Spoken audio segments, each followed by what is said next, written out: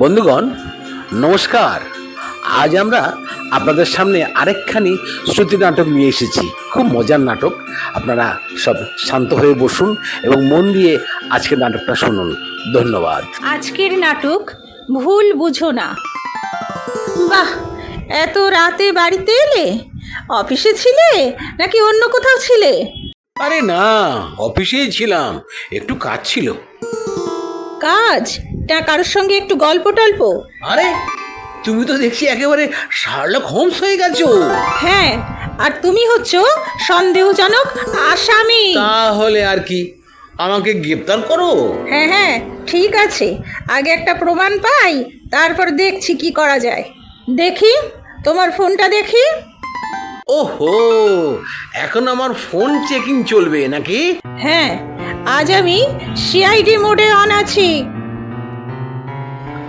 আচ্ছা আচ্ছা, ঠিক আছে। আগে আগে এইটা দেখো তো একবার। এটা আবার কি? আরে বাবা, খুলেই দেখো না। ও মা, এটা তো আমার ফেভারিট শাড়ি।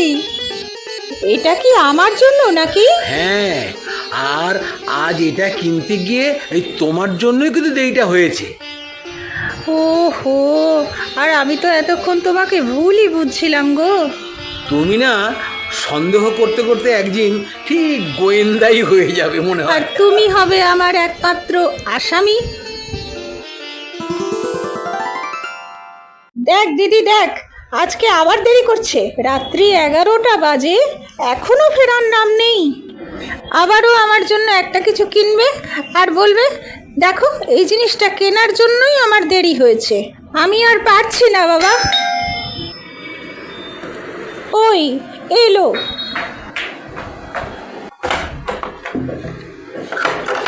দেখো প্রতীক, তোমরা সব পুরুষই একরকম।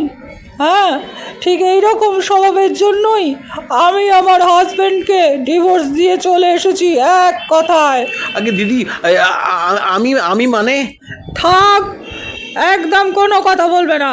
আবার তো সেই ঝুড়ি ঝুড়ি মিথ্যে কথা বলবে। এখন গিয়ে শুয়ে পড়ো, যা কথা হবে কাল সকালে।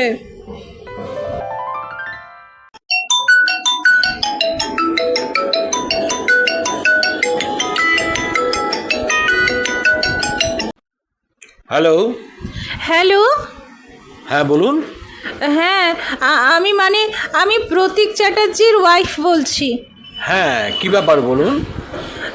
আসলে আমার না একটা ইনফরমেশনের খুব দরকার ছিল। মানে কালকের কি আপনাদের কোনো ওভারটাইম ছিল? এই প্রতীকের ওয়াইফ ফোন করেছে, প্রতীককে কেস খাইয়ে দিই। দে না কি বলছে? না না, বলছে কালকে ওভারটাইম ছিল কি না, না করে হ্যাঁ বলে দিচ্ছে। হ্যাঁ হ্যালো, না আমাদের কালকে কোনো ওভারটাইম ছিল না। কালকে আমাদের সবারই 5টার সময় ছুটি হয়ে গেছে। ও আচ্ছা আচ্ছা, ছুটি হয়ে গেছিল না? 5টার সময় বললেন না? আচ্ছা ঠিক আছে ঠিক আছে, অনেক ধন্যবাদ আপনাকে। ঠিক আছে ঠিক আছে।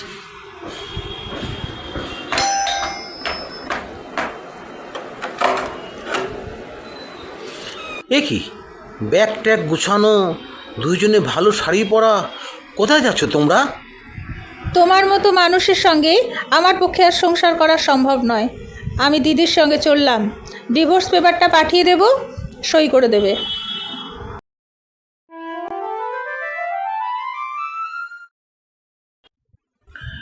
কিরে প্রতীক, এরকম মুখ গোমড়া করে বসে আছিস, চোখ ছলছল করছে, কি হয়েছে?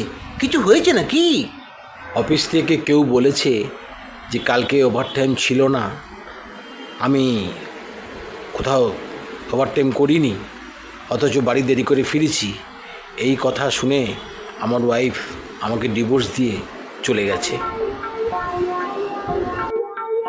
আই কেলো, এটা তো গুড্ডু করেছে। গুড্ডু তোর ওয়াইফের সঙ্গে ইয়ার্কি মেরেছে, ইয়ার্কিটা তো কেলো হয়ে গেল। এই গুড্ডু বল। গুরু, তোমার ও ওয়াইফের সঙ্গে আমি একটু ইয়ার্কি মেরেছিলাম, সেটি এত সিরিয়াস হয়ে যাবে আমি ভাবতে পারিনি। গুরু, তুমি তোমার ওয়াইফকে ডাকো, আমি আবার বলে দেবো। আমার ওয়াইফ ডিভোর্স নিয়ে চলে গেছে, আর কিছু করার নেই, তোদের কিচ্ছু করতে হবে না। প্রতীক, কি হয়েছে? কি শুনছি? তোমার ওয়াইফ নাকি তোমাকে ডিভোর্স দিয়ে চলে গেছে। স্যার আপনি আপনাকে কে বললো এসব? আপনি ব্যস্ত হবেন না স্যার, আমি বুঝে নেব। শোনো প্রতীক, তোমাকে একটা কথা দীর্ঘদিন ধরে বলবো বলবো করে বলে উঠিনি। সেটা হচ্ছে তোমার বড়শালী হচ্ছে আমার ওয়াইফ। আমাকে ভুল বুঝে আমাকে ডিভোর্স দিয়ে উনি চলে গেছে, আর উনি তোমার ওয়াইফের মাথাটা খেয়ে তোমাকে ডিভোর্স করাতে বাধ্য করেছে। তুমি চিন্তা করো না, আমি তোমার শ্বশুরকে ডেকে পুরো ব্যাপারটা ঠিক করব এবং তোমার সংসারটা আমি জুড়ে দেব, ঠিক আছে?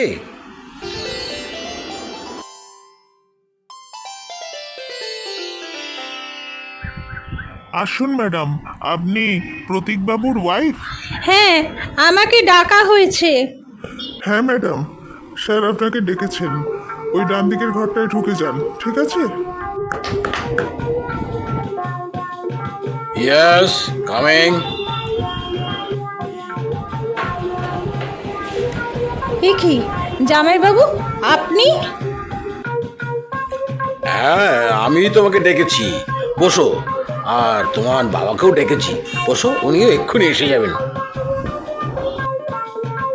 আরে বড় জামাই, হ্যাঁ এত জরুরি তলব করে ডেকে পাঠিয়েছ, কি ব্যাপার? হ্যাঁ, আপনার ছোট মেয়ের ডিভোর্স হয়ে গেছে জানেন তো? আর সে ডিভোর্সটা কার জন্য হয়েছে সেটা জানেন কি?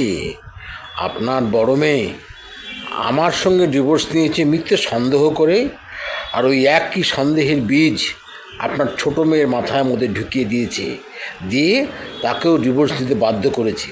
আসল ঘটনা হলো, এই অফিসে গুড্ডু বলে একটা ছেলে, সে আপনার ছোট জামাইয়ের খুব বন্ধু। এই অফিসে আপনার ছোট মেয়ে ফোন করে খোঁজ নিয়েছে 4 তারিখে ওভারটাইম হয়েছে কি না।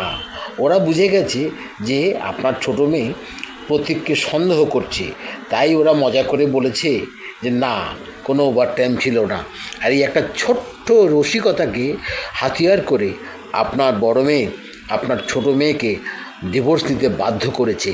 তাই আপনাকে ডেকে পাঠিয়েছি, আর যেই ছেলেটি এই রসিকতাটি করেছে তাকেও ডেকে পাঠাচ্ছি। আপনি তার মুখ থেকে শুনুন, কেমন?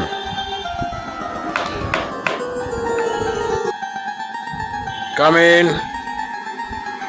ও গুড্ডু, এসো ভেতরে এসো।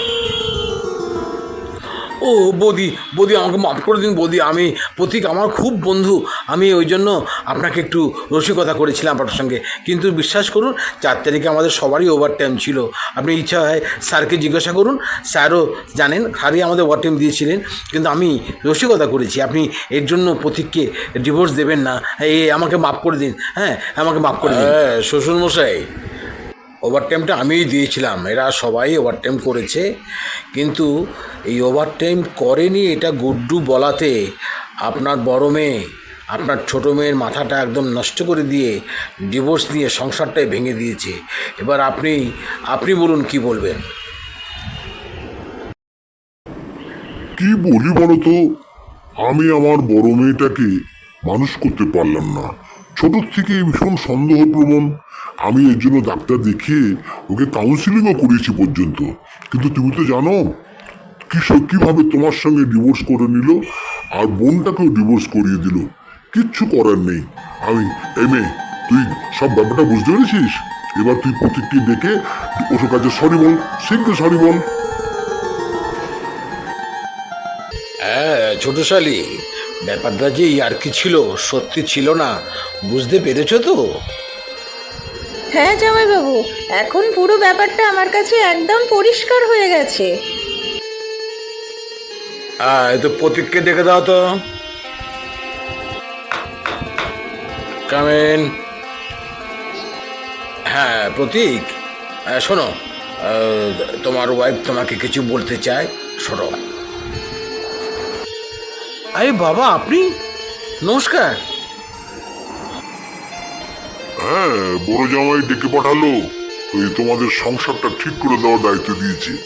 তুমি আমার সাথে না, তোমার স্ত্রীর সাথে কথা বলো। শোনো, একটা ইয়ার্কিকে সত্যি মনে করে আমি ভুল বুঝেছিলাম। আমার অন্যায় হয়েছে।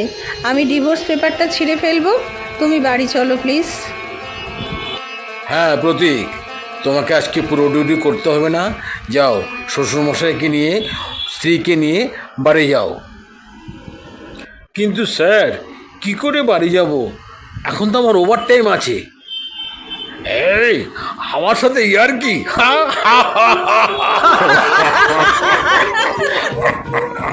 কি আর কি বাবা!